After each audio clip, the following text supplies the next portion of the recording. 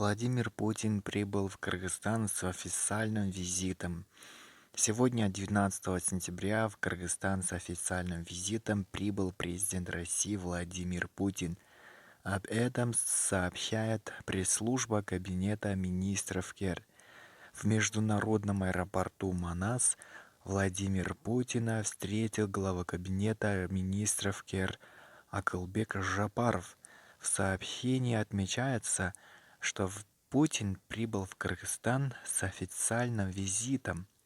Ожидается, что в рамках официального визита состоится встреча президента Кыргызстана с президентом России. 13 октября в государственной резиденции Ала-Арча под председательством Кыргызстана состоится заседание Совета глав стран-членов СНГ. Владимир Путин примет участие в данном заседании. В Бишкек ожидается визит президентов стран СНГ для участия в саммите.